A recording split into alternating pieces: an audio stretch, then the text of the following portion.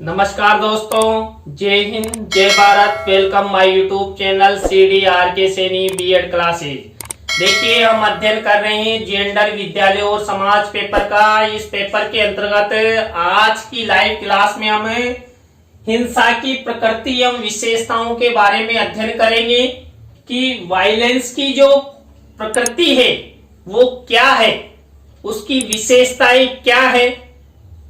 तो आप सब बने रहें हमारे साथ, हमारे YouTube चैनल के साथ। और यदि आप हमारे YouTube चैनल पर पहली बार आए हैं तो हमारे YouTube चैनल को सब्सक्राइब करें और पास ही बने बेल आइकन के बटन को जरूर दबा देवे, जिससे हमारे द्वारा जब भी लाइव क्लास चलाई जाए या वीडियो अपलोड किया जाए तो उनके नोटिफिकेशन आपको मिल सके और आप अच्छा अधिगम करते हुए परीक्षा की अच्छी तैयारी आपकी हो और आप सब अच्छा क्रेडिट प्राप्त करते हुए आपका नाम रोशन हो। और हमारे चैनल का भी यही उद्देश्य है। तो यहाँ पर देखते हैं हिंसा की प्रकृति एवं विशेषताएं। ये प्रश्न, ये टॉपिक आपकी परीक्षा की दृष्टि से अति महत्वपूर्ण है। ये प्रश्न कई बार आपकी परीक्षाओं में आया हुआ है, इसलिए आप इसे ध्यान से अच्छी तरह तैयार कर ले। हिंसा एक ऐसी विनाशकारी प्रक्रिया है जिसमें मानवता एवं नैतिकता का समावेश नहीं होता है तथा इसमें अधिकार एवं शक्ति का दुरुपयोग किया जाता है। देखिए, जो हमारे भारतीय और वैश्विक समाज में जो हिंसाएं होती है, और हिंसाएं कई प्रकार की हो सकती है, तो इन हिंसाओं के द्वारा जो मानव है, इस मानव का विनाश होता है। कोई फायदा नहीं होता हिंसाओं से, केवल विनाश सुनिश्चित होता है। और यहाँ पर जो मानव है, उस मानव का नैतिकता के नाते जो विकास होना चाहिए वो विकास नहीं होता है। तो यहाँ पर जो हिंसा है, इस हिंसा में ना तो नैतिकता होती है और ना ही मानवता होती है। हिंसा करने वाले जो अराजक तत्व है, समाज कंटक है, वो हिंसा करते हैं। वो मानवों के प्रति कभी भी कुछ भी सोचते नहीं है। आपने आतंकवादियों को देखा है, आतंकवादियों के बारे में सुना है। तो यहाँ पर जो आतंकवादी होते हैं उनमें ना तो मानवता होती है ना नैतिकता होती है।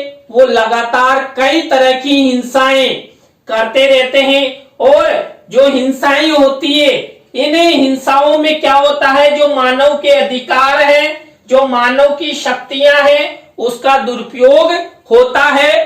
और ये वैश्विक समाज के लिए अच्छा कार्य नहीं है। क्या? हिंसा। वर्तमान समय में हिंसा को व्यापक रूप में देखा जा सकता है। देखिए, हमारे वैश्विक समाज में वर्तमान समय में हिंसा के कई रूप हमें दिखाई देते हैं। सांप्रदायिक हिंसाएं हैं, घरेलू हिंसाएं हैं, सामाजिक हिंसाएं हैं, आतंकवादियों द्वारा की जाने वाली हिंसाएं हैं, अराजक तत्वों द्वारा की जाने वाली हिंसाएं। तो वर्तमान समय में वैश्विक समाज में कई तरह की हिंसाएं व्याप्त हैं। हिंसा की परिभाषाओं एवं विद्वानों के विचारों के संश्लेषण विश्लेषण के बाद जो हिंसा की प्रकृति है, हिंसा की विशेषताएं हैं, वो हमें किस रूप में दिखाई देती है, हिंसा की प्रकृति क्या है, उसकी विशेषताएं क्या है, उनके बारे में हम चर्चा करते हैं। पहला देखिए, यहाँ पर जो हिंसा की प्रकृति और विशेषता है, उसमें हिंसा को एक विनाशकारी प्रक्रिया माना गया है कि हिंसा एक विनाशकारी प्रक्रिया है जो संपूर्ण मानव का विनाश करती है। और जो हिंसा है ये मानव के द्वारा मानव के प्रति की जाती है, तो इसमें मानव का दुश्मन हो जाता है। तो ये जो हिंसा है, ये हिंसा शोभनीय कार्य नहीं है। ये हमारे जो वैश्विक समाज है, वैश्विक समाज में रहने वाले जो मानव है, जो सभ्य हैं, सुसंस्कृत है, देश हित की बात करते हैं उनके लिए ये विनाशकारी प्रक्रिया है। तो हमें हिंसा को रोकना चाहिए और उस वैश्विक समाज के विनाश को भी रोकना चाहिए।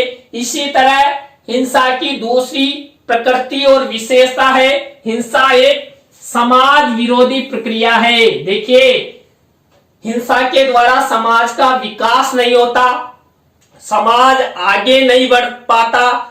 समाज के विकास को अवरोध की एक प्रक्रिया माना है हिंसा को। इसलिए जो समाज में विकास होता है और समाज में यदि हिंसा हो जाती है तो समाज का विकास रुक जाता है। इसलिए हिंसा को समाज विरोधी प्रक्रिया माना है। हिंसा के द्वारा समाज का कोई भला नहीं होता, आपस में कटुता आ जाती है, आपस में दुश्मनी पैदा हो जाती है। इसी तरह थर्ड नंबर की हमारी प्रकृति या विशेषता है हिंसा मूल्य विरोधी प्रक्रिया। देखिए, हमारे वैश्विक समाज में लैंगिक संवेदनशीलता, मानवीय मूल्य, ये सब प्रत्येक मानव में व्याप्त है। लेकिन जो हिंसा करने वाले लोग हैं, इन हिंसा करने वाले लोगों में, अराजक तत्वों में, जो वैश्विक समाज में जो मानवीय मूल्य हैं, लैंगिक संवेदनशीलता है, ये बिल्कुल नहीं होते हैं। आतंकवादियों में भी ना तो मानवता होती है, वो केवल उनका काम है हिंसाएं फैलाना। तो यहाँ पर भी जो हिंसा है ये मूल्य विरोधी प्रक्रिया है। हिंसा के द्वारा मूल्यों का विकास नहीं होता, जबकि मूल्यों का ह्रास होता है। जो हम देश को बढ़ाने की बात करते हैं, वहां पर हिंसाओं के अंतर्गत जो हमारा देश है, इस देश को वापस नीचे ले जाने की बात कार्य किया जाता है। तो हिंसा मूल्य विरोधी प्रक्रिया माना है। इसी तरह जो हिंसा है ये शक्ति के दुरुपयोग की प्रक्रिया है। देखिए, जो भी आतंकवादी हिंसाएं करते हैं, अराजक तत्व हिंसाएं करते हैं, तो इन सब के द्वारा उनकी शक्तियों का दुरुपयोग किया जाता है। देखिए, शक्तियों का प्रयोग यदि नेक कार्यों में किया जाए, समाज कल्याण के लिए किया जाए तो उपयोगी होती है। लेकिन हिंसाओं में जो अपनी शक्तियों का प्रयोग किया जाता है वो हमारे समाजों के लिए उपयुक्त नहीं होती है। इसलिए हिंसा को शक्ति के दुरुपयोग की प्रक्रिया माना है। इसी तरह नेक्स्ट प्रकृति और विशेषता है हिंसा संवेगात्मक अस्थिरता की प्रक्रिया। देखिए, प्रत्येक मानव में संवेग उत्पन्न होते हैं और उन संवेगों में जो क्रोध है, हिंसाएं हैं, ये सब उत्पन्न होते हैं। तो यहाँ पर जो हिंसा है, इस हिंसा के द्वारा जो संवेग उत्पन्न होते हैं, उन संवेगों पर स्थिरता नहीं अपनाई जाती बल्कि अस्थिरता अपनाई जाती है। यदि किसी व्यक्ति के मन में क्रोध आ गया तो वो हिंसा करेगा, चाहे महिला के प्रति हो या समाज के प्रति हो या राज्य या देश के प्रति हो। देखिए, जो आतंकवादी होते हैं इनके मन में भी जो संवेगात्मक अस्थिरता होने के कारण ही ये लोग अधिक से अधिक हिंसाएं करते हैं। और जो हिंसाएं होती है ये हमारे राज्य और राष्ट्र के लिए उपयोगी नहीं है, हमारे राज्य और राष्ट्र के विकास को अवरोध करती है। इसी तरह देखिए, जो हिंसा की प्रकृति एवं विशेषता है, हिंसा नैतिकता विरोधी प्रक्रिया है। देखिए, हिंसा को नैतिकता विरोधी प्रक्रिया माना गया है। क्यों? क्योंकि हम नैतिक समाज का निर्माण करना चाहते हैं, लेकिन हिंसा के द्वारा नैतिकता का उदय नहीं होता है, जबकि नैतिकता का ह्रास होता है। क्योंकि हिंसाएं हम सबके लिए उपयोगी नहीं है। हिंसाएं हमारे राज्य और राष्ट्र के नागरिकों के लिए कोई अच्छा कार्य नहीं है। इसमें एक दूसरे के प्रति जो हिंसाएं की जाती है, इन हिंसाओं के द्वारा विकास का मार्ग प्रशस्त नहीं होता है, जबकि विकास का मार्ग रुकता है और इसमें कई व्यक्ति कई हिंसाओं का जो शिकार होते हैं उसके अंतर्गत वो अपंग हो जाते हैं, मृत्यु को प्राप्त हो जाते हैं। तो हिंसाएं प्रत्येक मानव के लिए उपयोगी नहीं है। इसलिए जो हिंसाएं हैं इन हिंसाओं को नैतिकता विरोधी माना गया है। हिंसा मानवता विरोधी प्रक्रिया। देखिए ये जो हिंसा होती है ये हिंसा मानव द्वारा मानव के प्रति की जाती है। कोई ईश्वर हिंसा करने नहीं आता है, केवल हिंसाएं की जाती है वैश्विक समाज में जो नागरिक रहते हैं उन नागरिकों के द्वारा दूसरे नागरिकों के प्रति। एक पुरुष द्वारा महिला के प्रति, एक महिला के द्वारा पुरुषों के प्रति, आतंकवादियों के द्वारा एक राज्य और राष्ट्र के प्रति। वो क्या करना चाहते हैं कि उस राज्य या राष्ट्र का विकास रुके, इस हेतु वो हिंसाएं करते हैं, सांप्रदायिक दंगे करते हैं। तो यहाँ पर हिंसा मानवता विरोधी प्रक्रिया इसलिए माना है कि मानव के द्वारा मानव के प्रति जो घटनाएं या कार्य किए जाते हैं जो शोभनीय नहीं है वही हिंसा है। हिंसा एक कष्टकारी प्रक्रिया। देखिए हिंसा के द्वारा प्रत्येक मानव को कष्ट मिलता है। क्यों? क्योंकि जब हिंसा होती है तो कई तरह की घटनाएं घटित होती है। कई बार परिवारजन बिछड़ जाते हैं, परिवारजनों में से किसी की मृत्यु हो जाती है, कई बार परिवारजन विकलांग हो जाते हैं। तो यहाँ पर जो हिंसा है ये एक कष्टकारी प्रक्रिया है। तो यहाँ पर जो हिंसा है इसकी प्रकृति कष्टकारी है, इसकी विशेषता कष्टकारी मानी गई है। इसी तरह हिंसा एक सार्वजनिक हित विरोधी प्रक्रिया। देखिए हिंसा के द्वारा जो सार्वजनिक हित है ये नहीं होता है। क्यों? क्योंकि हिंसाएं होगी तो हिंसा होते समय ना तो धर्म देखा जाता है, ना जाति देखी जाती है, ना वर्ग देखा जाता है। जो हिंसा करने वाले लोग हैं अराजक तत्व, समाज कंटक है, आतंकवादी है, ये सब हिंसाएं करते हैं। और हिंसाएं करने के बाद जो सार्वजनिक हित है उस सार्वजनिक हित को रोक देते हैं, एक तरीके से बाधा पहुंचाते हैं। जो विकास का मार्ग है उस विकास के मार्ग को रोक देते हैं और कई समय तक उस स्थान पर जो विकास की प्रक्रिया होनी चाहिए वो विकास की प्रक्रिया अवरुद्ध हो जाती है। तो यहाँ पर हिंसा एक सार्वजनिक हित विरोधी प्रक्रिया माना गया है। इसी तरह देखिए हिंसा को एक आध्यात्मिक विकास विरोधी प्रक्रिया माना गया है। देखिए हमारे भारतीय समाज में आध्यात्मिकता का बहुत ही महत्व है। आध्यात्मिकता के द्वारा प्रत्येक मानव में अच्छे विचार, सुविचार, नैतिक विचार, चरित्र निर्माण की शिक्षा दी जाती है। लेकिन जब हिंसाएं होती है तो इन सबको परे रखकर मानव विरोधी कार्य किया जाता है। तो यहाँ पर जो हिंसा है इसको आध्यात्मिक विकास विरोधी प्रक्रिया माना जाता है कि हिंसा के द्वारा कोई आध्यात्मिक विकास नहीं होता है। जबकि जो आध्यात्मिक विकास है उस पर जो विश्वास किया जाता है वो विश्वास भी टूट जाता है। क्यों? क्योंकि जो हिंसाएं हैं ये हिंसाएं मानव के प्रति करता है और इस वैश्विक समाज का विकास भी मानव ही करता है। तो यहाँ पर मानव का विरोधी होता है। तो यहाँ पर हिंसा को एक आध्यात्मिक विकास विरोधी प्रक्रिया भी माना गया है। इसी तरह देखिए जो हिंसा है इस हिंसा को आत्म विकास विरोधी प्रक्रिया माना है, यानी कि खुद का विकास।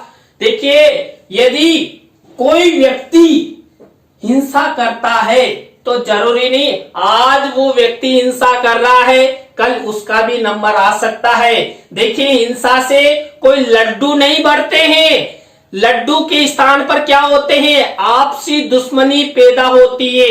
मान लीजिए कोई समाज दूसरे समाज के प्रति हिंसा करता है, कोई धर्म दूसरे धर्म के प्रति हिंसा करता है, कोई व्यक्ति दूसरे व्यक्ति के प्रति हिंसा करता है, तो वो एक तरीके से आपस में मन में घृणा उत्पन्न रहती है और वो घृणा एक दिन एक आग की तरह बुबला जाती है।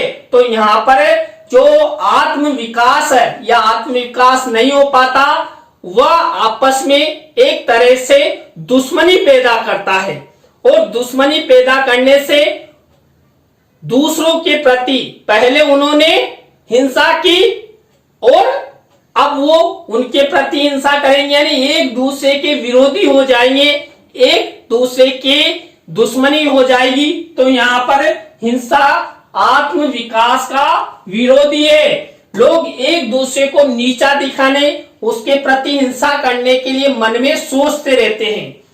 हिंसा मानव विकास विरोधी प्रक्रिया। देखिए, हिंसा के द्वारा मानव विकास रुकता है। मानव विकास होने से ही हमारे राज्य और राष्ट्र का विकास होता है, लेकिन यदि हिंसा होती है तो मानव का विकास रुक जाता है। मानव की जो उद्देश्य हैं, कल्पनाएं हैं जो उसने बनाई है, उनका विकास रुक जाता है और वो आगे बढ़ नहीं पाता है। हिंसा सांप्रदायिक द्वेष उत्पन्न करने की प्रक्रिया। देखिए, अभी अभी हमने बात की कि हिंसा के द्वारा कोई लड्डू नहीं बढ़ते हैं, हिंसा के द्वारा सांप्रदायिक द्वेष की भावना उत्पन्न होती है और सांप्रदायिक द्वेष की भावना उत्पन्न होने से वो जो हिंसा जिस समय हुई, जरूरी नहीं उस समय वो बंद हो गई, आगे जाकर वो फिर से हो सकती है। तो इस हेतु हमें जो हिंसा है उस हिंसा से बचना चाहिए और जो सांप्रदायिक द्वेषता की भावना उत्पन्न होती है उसको कम करना चाहिए। कुल मिलाकर हमें हिंसा ही नहीं करनी चाहिए।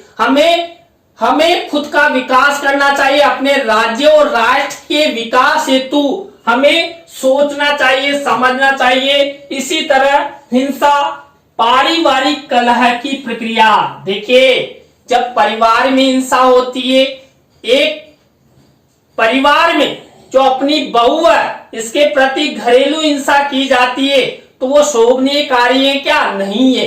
इससे आपस में जो पारिवारिक रिश्ते हैं, उन पारिवारिक रिश्तों में कलह उत्पन्न होता है, लड़ाई झगड़े होते हैं। तो यहाँ पर वही हिंसा से कोई लड्डू नहीं बढ़ते हैं। तो हमें जो परिवार में जो हिंसाएं होती है, जो हम रिश्तेदार आपस में लड़ते झगड़ते हैं, हिंसाएं करते हैं, उन सबको रोकना चाहिए, आपस में समझना चाहिए, समझाइश के द्वारा फैसले लेने चाहिए। हमें हिंसा का सहारा कभी नहीं लेना चाहिए। यदि हमें अपना विकास करना है, अपने राज्य और राष्ट्र का विकास करना है, तो जीवन में कभी हिंसा नहीं करना। हर समस्या का समाधान समझाइश के द्वारा करना चाहिए। और हमारे चैनल के माध्यम से आप सबसे अपील की जाती है, जीवन में कभी भी हिंसा का सहारा मत लो। हिंसा से कोई लड्डू नहीं बढ़ते हैं, अपना विकास अवरुद्ध होता है। तो यहाँ पर हिंसा से दूर रहना चाहिए। हिंसा में कई बार हम जैसे गेहूं के साथ घुन पिसता है ना, ऐसे ही हिंसाओं में ऐसा ही होता है। इसलिए हमेशा हमें हिंसा से भी दूर रहना चाहिए। अपने परिवारजनों को भी हिंसा से दूर रहने की सलाह देनी चाहिए। इसी तरह देखिए, नेक्स्ट प्रकृति और विशेषता है हिंसा राज्य एवं राष्ट्रीय विकास विरोधी प्रक्रिया माना। स्वाभाविक है, किसी भी राज्य या राष्ट्र में हिंसा होती है तो उस हिंसा के द्वारा हमारे राज्य और राष्ट्र का विकास रुक जाता है, एक अवरोधक की भूमिका निभाती है हिंसा। तो हिंसा राज्य एवं राष्ट्रीय विकास विरोधी प्रक्रिया होती है। इसी तरह नेक्स्ट प्रकृति और विशेषता है हिंसा मानवीय मूल्यों विरोधी प्रक्रिया। देखिए, हिंसा के द्वारा जो मानवीय मूल्य विकसित होने चाहिए वो नहीं हो पाते हैं, जबकि मानवीय मूल्यों का ह्रास होता है। क्यों? क्योंकि मानव के प्रति हिंसा करता है, अपना जो धर्म है उसको छोड़ देता है। हमारा एक ही धर्म होना चाहिए, अपने देश के प्रति सच्ची ईमानदारी और देशभक्ति होनी चाहिए। लेकिन जब हिंसा की जाती है तो ये लोग जो मानवीय विरोधी प्रक्रिया अपनाने लग जाते हैं, और मानवीय विरोधी प्रक्रिया अपनाने से मूल्यों का ह्रास होता है। इसके बाद हिंसा मानव द्वारा मानव में द्वेष की भावना उत्पन्न करती है। मैंने आपको बताया था, हिंसा के द्वारा लड्डू नहीं बढ़ते हैं, मानव में द्वेषता की भावना उत्पन्न होती है। एक मानव दूसरे मानव के प्रति यदि हिंसा करता है तो वो मानव भी उस मानव के प्रति हिंसा जरूर करेगा। इसलिए हमें हिंसा को जन्म ही नहीं देना चाहिए, जिससे वो व्यक्ति किसी दिन हमारे ऊपर किसी भी तरह की कोई हिंसा करे। तो यहाँ पर हिंसा मानव द्वारा मानव में द्वेष की भावना मानी गई है। हिंसा आपसी संबंध खत्म करने की प्रक्रिया। देखिए कई बार क्या होता है कि पति और पत्नी में झगड़े हो जाते हैं। कई बार जो दहेज संबंधी जो प्रक्रियाएं हैं, उन दहेज संबंधी प्रक्रियाओं में आपसी रिश्तेदारों में लड़ाई हो जाती है, रिश्ते खत्म हो जाते हैं। और रिश्ते खत्म होने से क्या होता है, आपस में द्वेषता की भावना हो जाती है। और कई बार लड़ाई झगड़े अधिक बढ़ने से वो एक दूसरे के प्रति हिंसाएं करना प्रारंभ कर देते हैं। तो यहाँ पर हिंसा के द्वारा कोई लड्डू नहीं बढ़ते हैं, हिंसा के द्वारा आपसी संबंध खत्म होते हैं। तो हमारे चैनल के माध्यम से आप सबसे पुनः अपील की जाती है कि आप अपने जीवन में कभी भी हिंसा का सहारा नहीं लेंगे। हिंसा को दूर करने हेतु आप प्रयासरत रहेंगे। आप सब अध्यापक बनने जा रहे हैं तो आप अपने छात्रों को भी हिंसा से दूर रहने, हिंसा जैसे कार्य नहीं करने हेतु आप उन्हें सलाह देंगे।